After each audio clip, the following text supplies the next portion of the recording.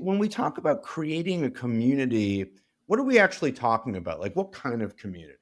Yeah, so I actually looked in my book before I got on. Fiona Lucas, who's another member of my Rise community with Mark Schaefer, her chapter talks about community. She talks about five core elements, but I honestly think you can simplify it to two: like minded people who come together for a common purpose.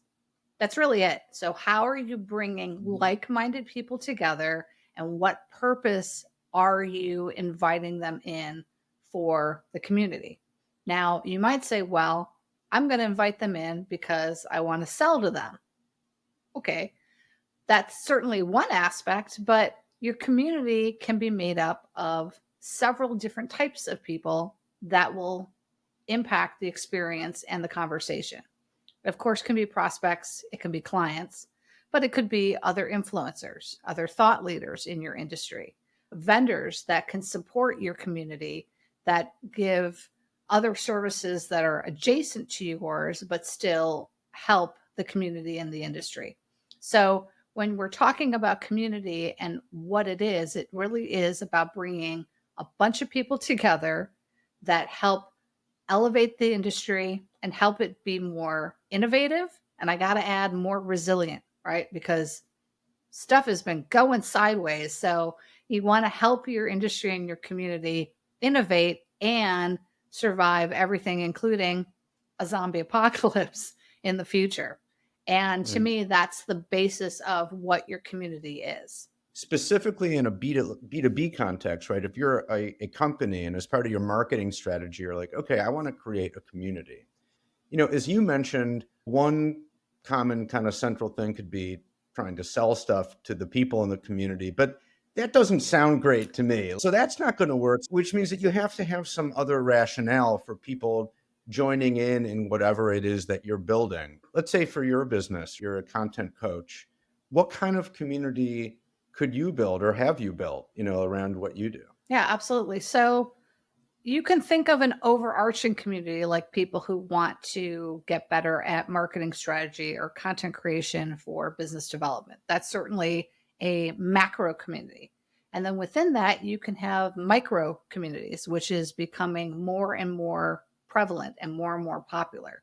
You might have a micro community of business owners who have that overarching brand goal of creating content for business development, but also now want to band together because they want to create new legislation or they want to have a support group to talk about things that people are doing within their industry. Let's say it's like retail. What are some things that are coming down the pipeline? So you can have a micro community like that.